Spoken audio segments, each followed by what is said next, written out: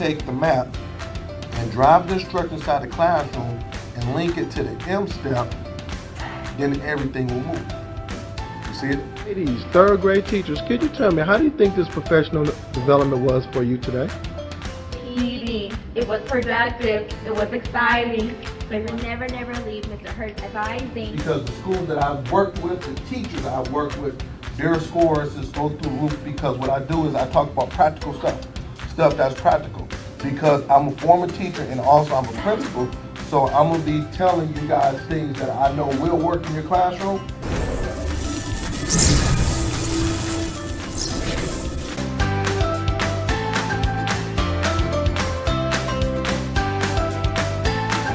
For booking. So I believe that, if everybody say it can't get done, I'm like, yes it can, why not? I said, if these kids can't read, then I'm not gonna propose all this, mom, dad, I'm gonna look you in your face and say this kid can't read. We let them down. School, parents, we let them down, but I'm not gonna take them to the next grade knowing that they're not at grade level. It's funny because I'm always like, okay, how are schools successful? Well, schools are successful when they demand greatness. Greatness just doesn't come. We're about to make history. We're about to learn. We're about to grow. We're about to make history. And then, mark my word, it's going to be other school districts, other places around it that's going to be doing this thing. We're going to be the first model. And I'm speaking that into existence, okay?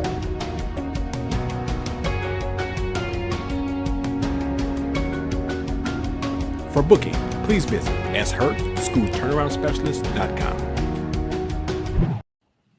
Good morning, everybody. This is Sean Hurt with your Saturday morning podcast. And come on in, hit that share button. We're doing part two to make sure that your teachers do not run out of gas. So I need all of my educators, superintendent, principals, teachers. If you are an educator, you need to listen to this podcast. Part one last week was phenomenal. And you said we got to do part two. So I'm bringing part two to you. So give me 2 minutes as I get all of my Facebook, Twitter, LinkedIn people in. And I need to know where you're coming from. Give me 2 minutes. I need to know where you're coming from. I'm excited.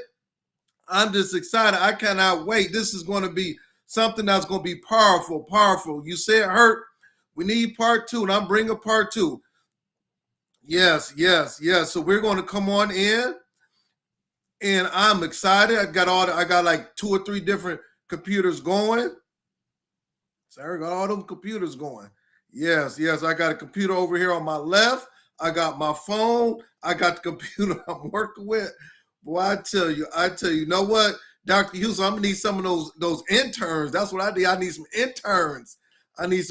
But it's all good. I love the work that I'm doing. I love how schools all over the world is being blessed. Yes. So hey, I'm excited. I'm excited. Every time I get to go on a platform, get to talk about education, get to talk about how we're going to move schools all over the world, is just a blessing to me. It's a total blessing. So I'm just excited. I'm happy. So let me go ahead and give some love. Let me go ahead and give some shout out. I want to say good morning to you, Dr. Houston. It was good hanging out with you and Dr. Taylor last weekend at the OSG conference. Much love. Big shout out to you and Tammy Taylor. I call both of you my sisters in education. So thank you very much. Good morning to you, Mrs. Donna Gannett. Good morning to you. It's always a pleasure. Good morning to you, Miss Truesdale. Miss Truesdale from Atlanta, Georgia. Brother Mark Croxton in the house, my good friend from Detroit. Good morning to you and your family. Hope everything is well. I know baseball season is upon us, so I know you doing something with the baseball folks. Brother Croxton, my good friend. My good friend in education. Good morning to you, Real Purposeful. Good morning to you. Good morning to you, Stacy Joy. Stacy Joy in the house. Good morning. It's raining again in Los Angeles. It is raining in Detroit. It's raining. I was outside for a few seconds this morning, and it's raining in Detroit. Georgia is showing me so much love. Good morning to Mr. Counts. Mr. Counts, my good friend, Mr. Counts, doing some big things out there. Good morning to you, Sean. I want to get it right. Well, Sean's all stick together. So I got the first name right. BDORMAN. Good morning to you from Iowa. Good morning to you. Good morning, Dr. Jeter. Good morning to you from Illinois. Hope all is well with you, Dr. Jeter. Good morning, Miss Harris. Miss Harris from Cali. Oh, I got my Cali friends. I appreciate you.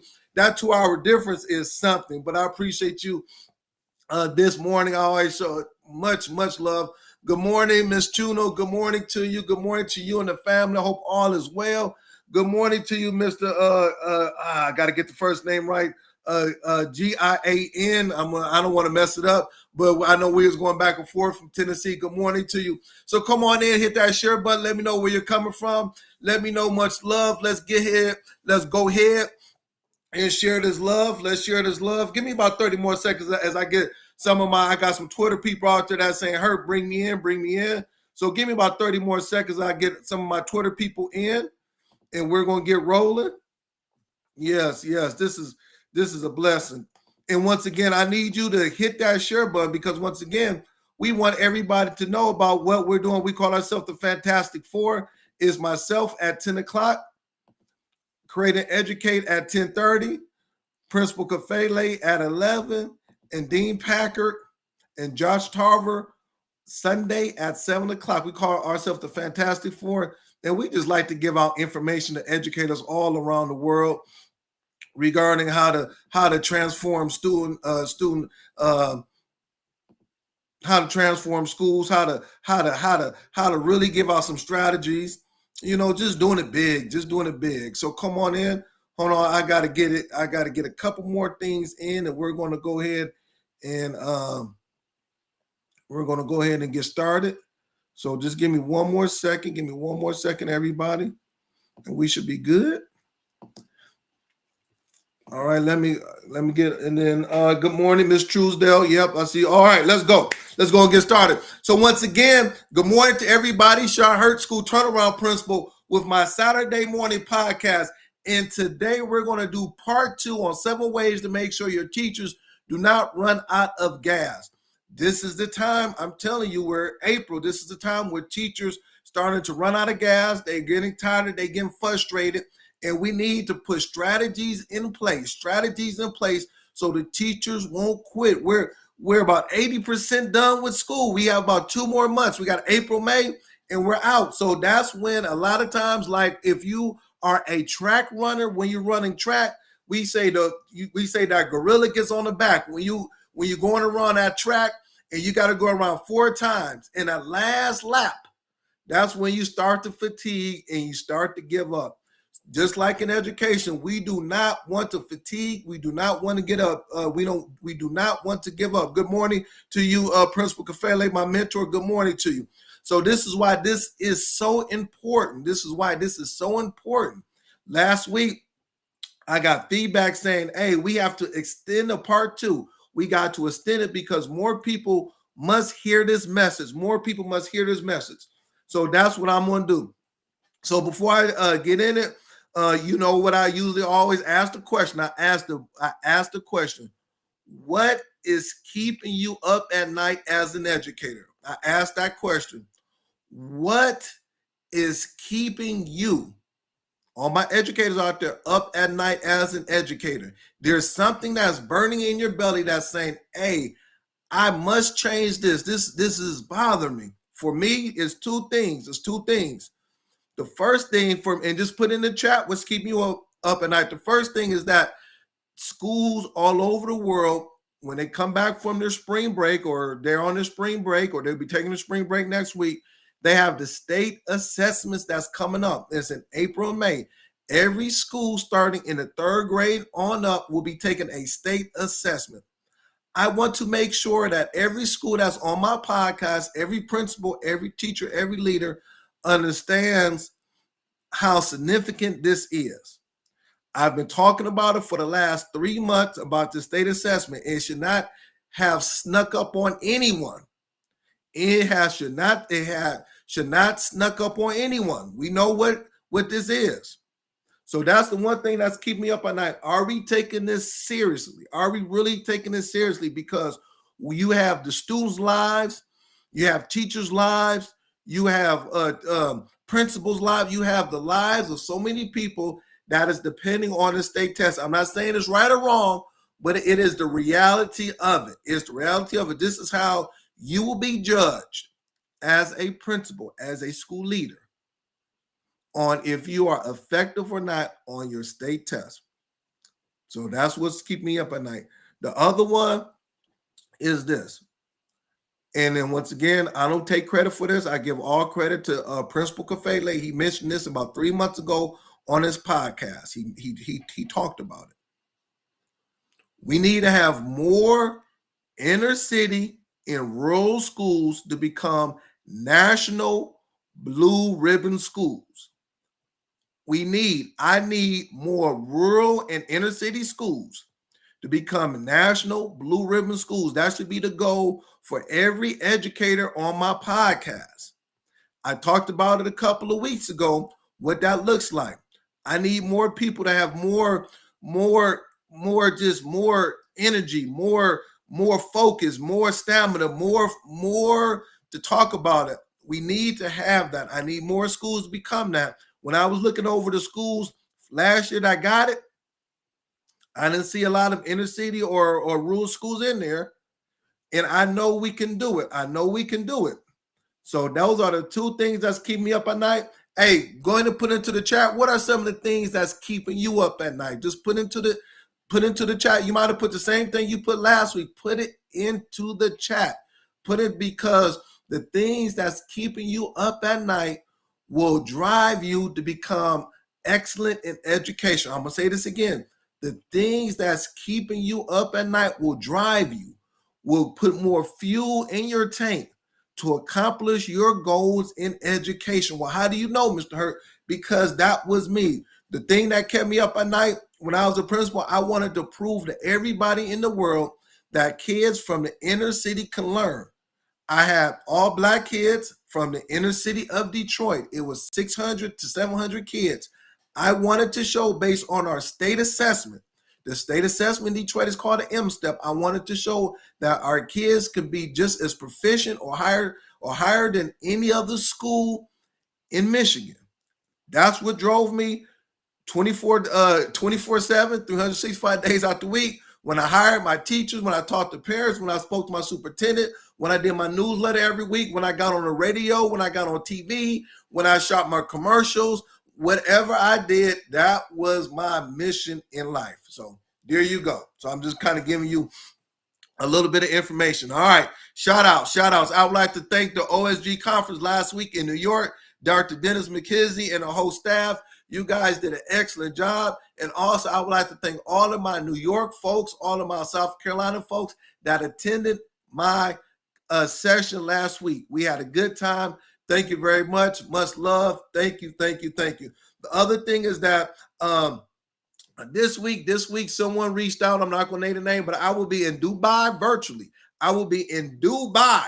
I will be doing a virtual PD on Friday and Sunday with a principal in Dubai. So I'm excited. First time I'm doing a PD in Dubai. So I'm excited. I cannot wait. So, hey, listen, this is excellent. Who would have thought somebody from Detroit would be going to Dubai virtually? Eventually, I'm going to go there face-to-face and conduct a professional development. So I'm excited regarding that.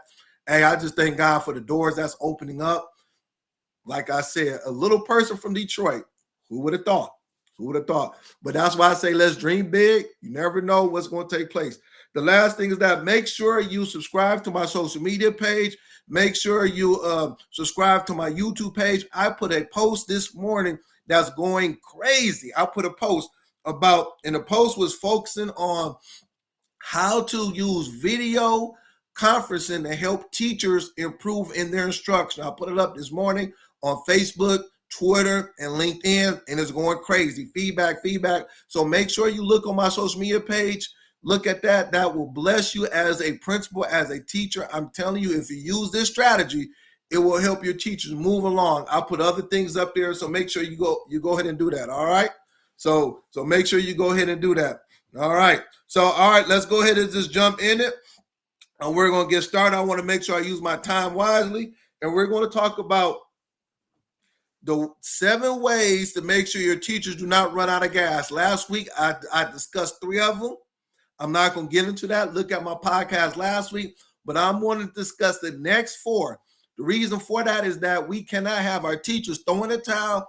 We cannot have our teachers quitting. We cannot have our teachers going through the motion. We must, as leaders, if you are a principal, if you are an AP, superintendent, you must use these strategies, okay?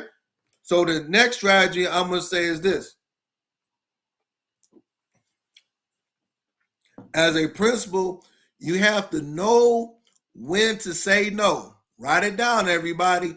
Know when to say no. You can use this on Monday. Know when to say no. You do not have to pursue every good idea that comes across your table. It could be a good idea. It could be excellent, but you must be very clear and you must know exactly what is the stamina of your teachers. You don't want to put an extra thing on the plate of the teachers. Not now. We're in April. You don't need to do that.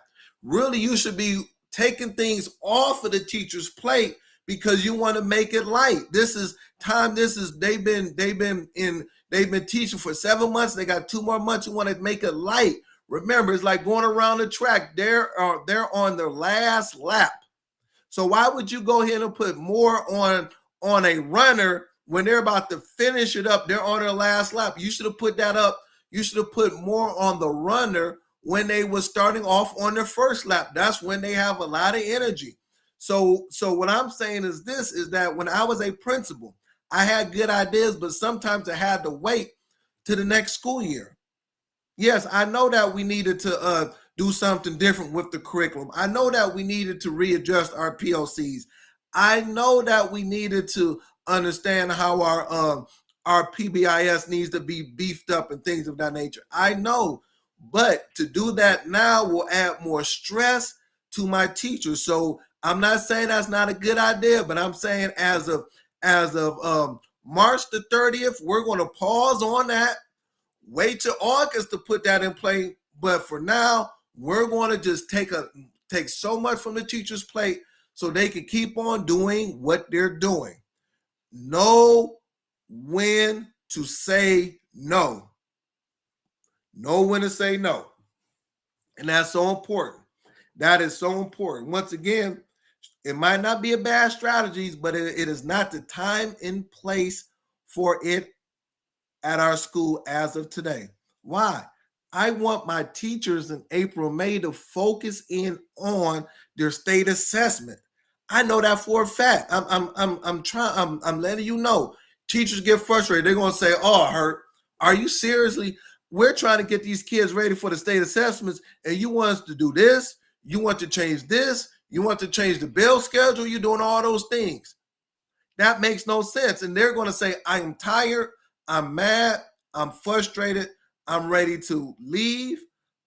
I'm ready to transfer to another school. I'm ready to throw in the towel and just leave out of education."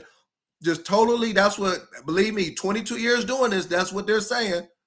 Because we're not consistent in our message on how we are supporting the teachers. That's why I wish I had 1 million principals. I really do. This is why when 1 million principals be on this podcast is to get that piece of information. You ask yourself, well, how come I only got 35 or 25% of my staff coming back? This is one of the reasons. You don't know when to say no. Man, Mr. Hurt, is it that simple? Yes, it is that simple. Yes, it is that simple. It's not rocket science. You do not know when to say no. Yes, Doc Jeter said no is a complete sentence. Yes. Yes. Yes. Yes. I got Miss Hamilton in the house. Miss Hamilton was one of my teachers. Much love to her. Miss Hamilton can to attest to it. She knows she was my teacher. She's my 3rd grade teacher. She knew when April rolled around, I took so much stuff off my teacher's plate. This was my teacher.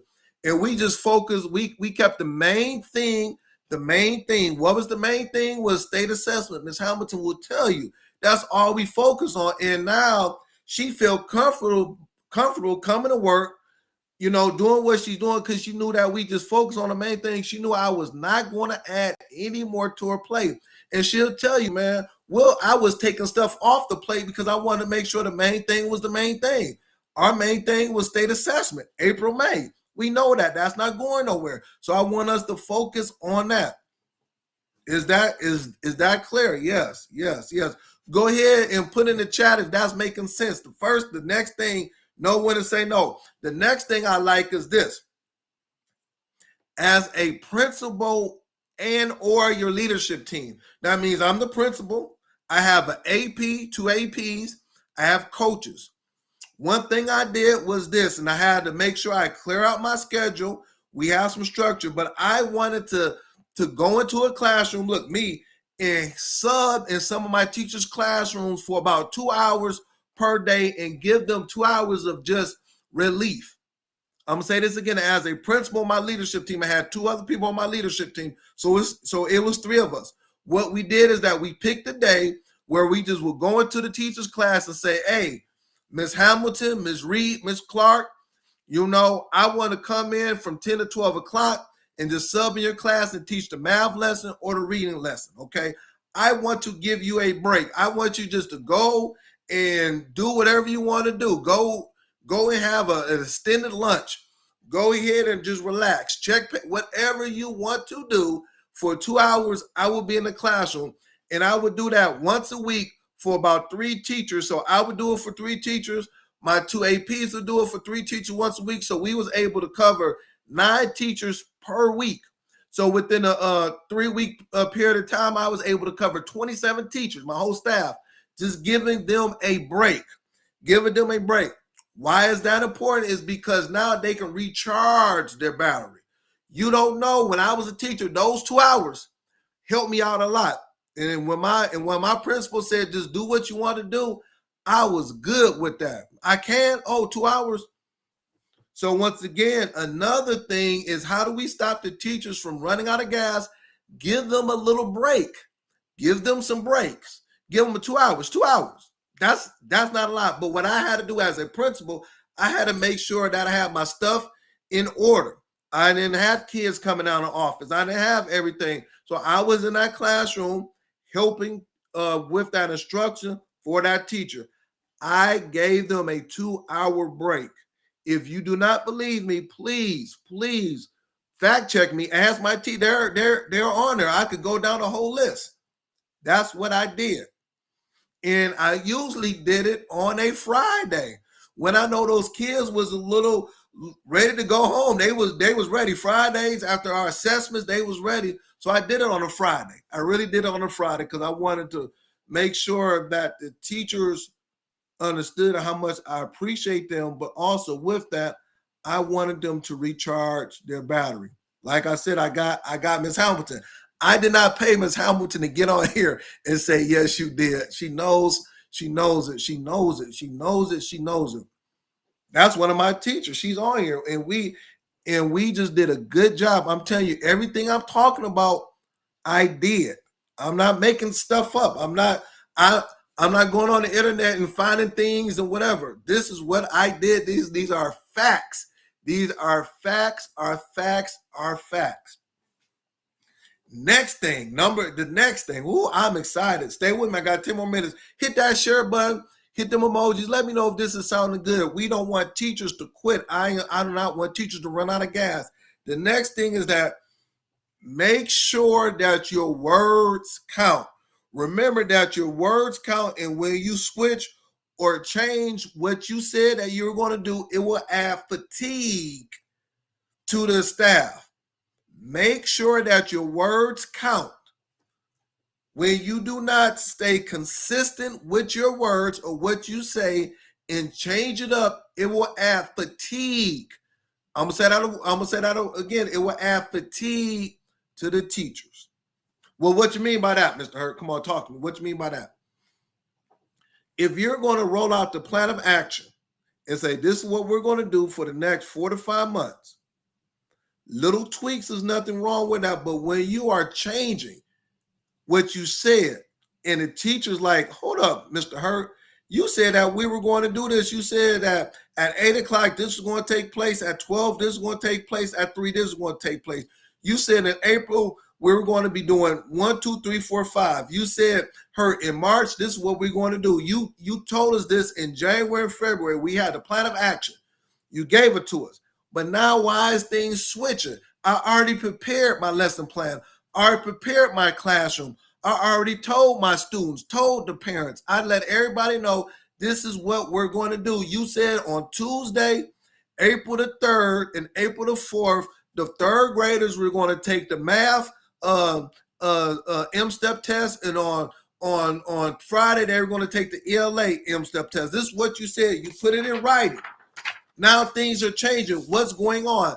That's why we are adding. That's why teachers get upset and they get mad, and then they get fatigued, because you're changing what you have put in place. Well, you say, Hurt, I ain't put nothing in place. Well, that's another problem.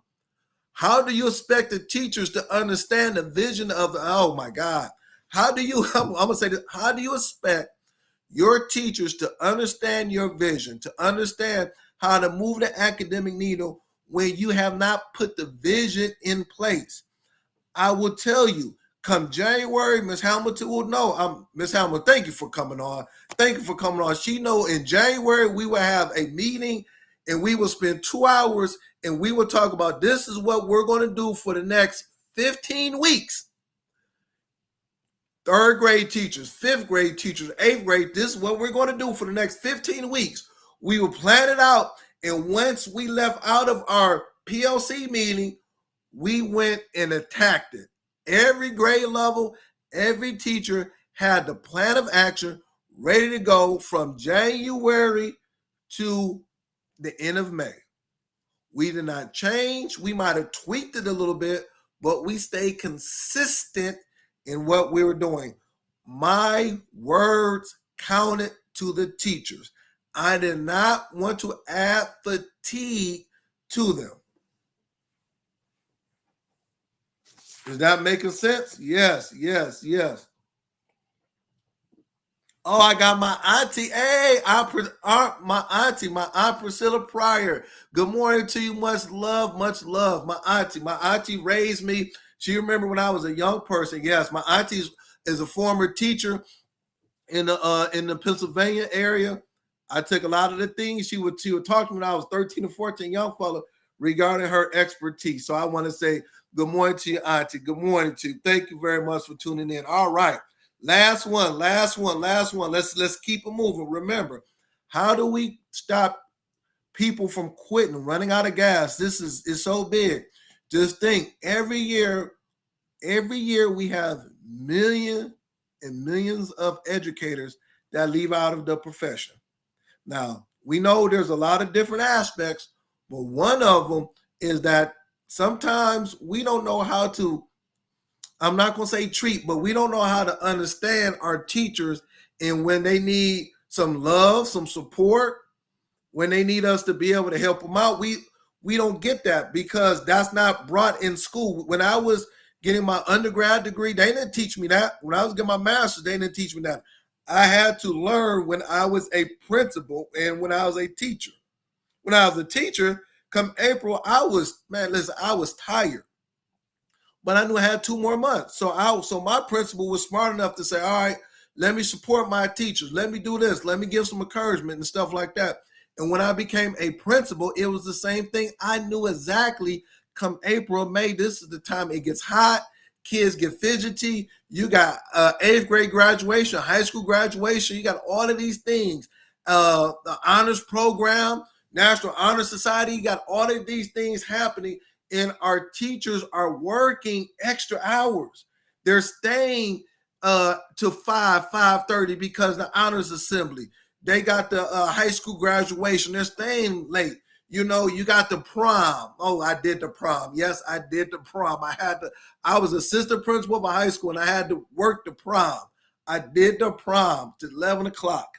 But it took a month to make sure that the prom was straight. I had to make sure the picture person was there. Had to make sure those kids paid those tickets. I had to make sure that we had the the DJ there, everything that takes place. So I couldn't do it during the day. I had to make sure that the kids left, and I had to do the calls, the emails, and everything else like that. That fatigued me, but I had a principal that supported me. So the fatigue wasn't fatigue. Does that make sense? Last thing,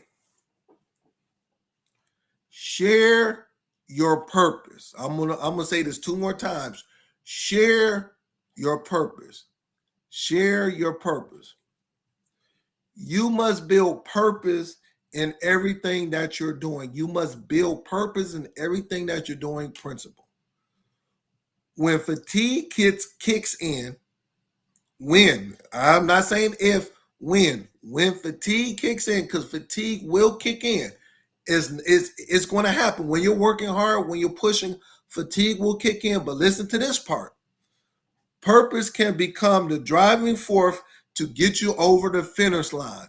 When fatigue kicks in, write it down. When fatigue kicks in, purpose will become the driving force to get you over the finish line.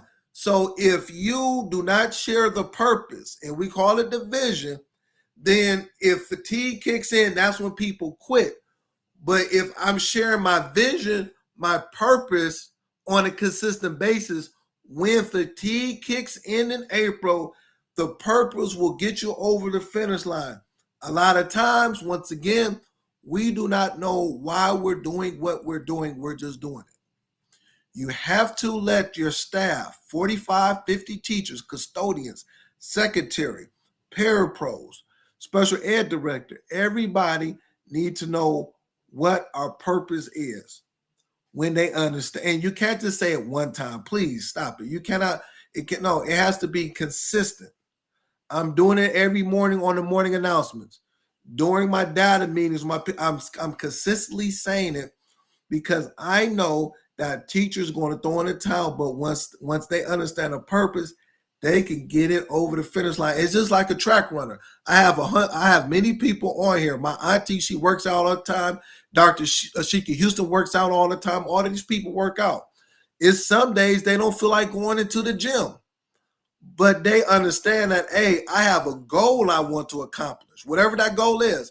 So then now, instead of them just staying in the bed, instead of them watching TV, that goal drives them to go to the gym, to get on a treadmill, to get on the elliptical, to lift the weights, to go swimming, to do the Zumba, whatever that is. That purpose kicks in. The same thing in education. When we understand the purpose, I'm going to say this again, when we understand the purpose, when fatigue kicks in, it will take us over the finish line. Does that make sense? Oh, I forgot about my boy, Dr. Josh Tarver. Dr. Tarver, he works out. He's probably working out now. So we understand it. We really understand it. So those are the points that I want to make regarding to make sure that your teachers do not run out of gas. Now, this is what I would like for you to do this week. I would like for you to show this video during your staff meetings, your leadership meetings. Take the notes or present it. I don't care how you do it. But do not just listen to it and say, hey, this was a good message. I want you to use it at your school. Use it at your school because teachers, it could stop 2 or 3 of your teachers from quitting, for throwing in the towel, or going through the motions, okay? So I would like to thank you very much. A couple of things is that if you would like for me to come into your school to provide training for you and your staff, please make sure that you inbox me. I would love to support you. And also, if you have not picked up my book, probably can't see it because of the background, how to transform your inner city schools and raise student achievement, please make sure you pick it up. So thank you very much. Make sure you guys go over to Create and Educate at 10:30. I appreciate all of the love and support. And let's have a good week. Let's stay fired up. And let's take these scores to the next level. Thank you. I'll see you next week. Same time, same place.